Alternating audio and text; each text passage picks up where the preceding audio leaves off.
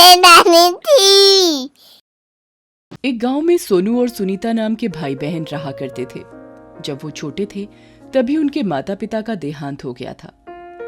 तब से सोनू और सुनीता अनाथ की जिंदगी जी रहे थे।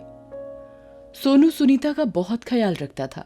उनके माता पिता बहुत गरीब थे, इस कारण उनके पास घर नहीं था। सोनू अपनी बहन के साथ फुटपाथ पर रहा करता था। सोनू काम करके अपना और अपनी बहन का पेट भरा करता था। एक दिन सोनू गाड़ी साफ कर रहा था तभी अरे ये कैसे गाड़ी साफ की है तुमने? ऐसे गाड़ी साफ की जाती है क्या? मालिक, मैं फिर से साफ कर देता हूँ, मुझे जल्दी जाना है। ये लो 2 रुपए। मालिक, थोड़े ज्यादा मिल जाते तो अच्छा होता।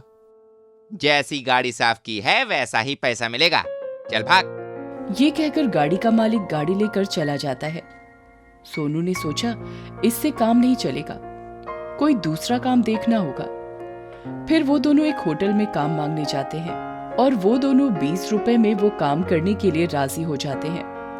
काम खत्म होने पर होटल का मालिक उसे 20 रुपए देकर कहता है कि उस होटल में बहुत सारा खाना बच गया है, क्या तुम लोग खाओगे?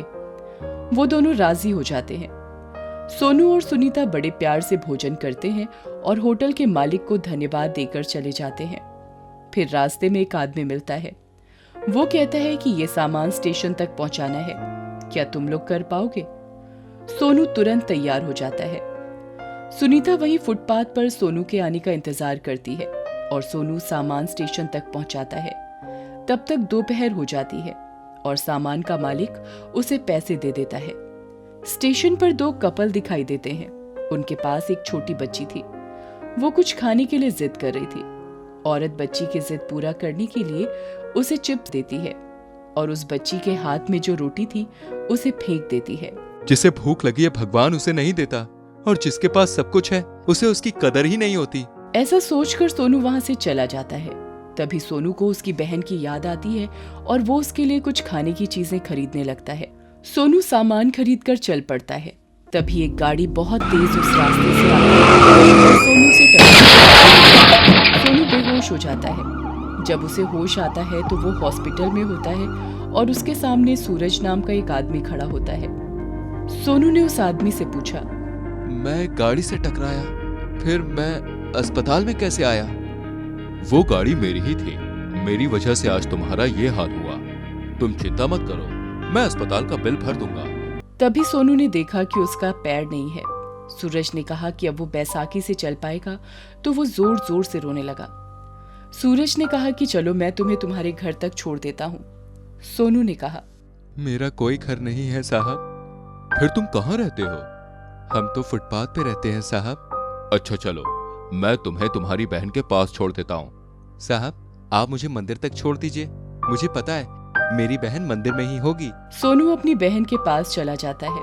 सोनू को पता था कि उसकी बहन कहाँ होगी। सूरज वहां से चला जाता है। सुनीता सोनू को देखकर बहुत रोने लगती है। भगवान ऐसा क्यों करता है? ऐसा कहकर सुनीता रोने लगती है। सोनू अपनी बहन सुनीता से कहता है कि अब उससे कोई काम नहीं हो पाएगा। अब हम लोग मंदिर के बाहर भीख मांगा करेंगे, उससे गुजारा हो जाएगा। ठीक है। अब सोनू और सुनीता मंदिर में उस रोज से भीख मांगते थे। अब ऐसे ही बहुत दिन बीत जाते हैं।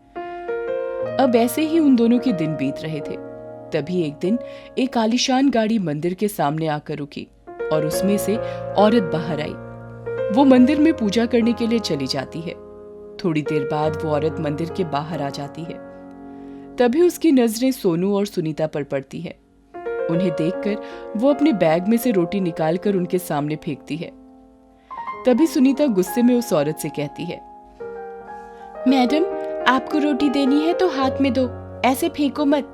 ऐसे फेंकने से रोटी खाने के लायक नहीं रहेगी। मुझे मत सिखाओ कि मुझे क्या करना है क्या नहीं। मुझे लगा कि मैं हाथ में दूंगी या फेंक दूंगी। मैडम जी, इतना घमंड अच्छा नहीं।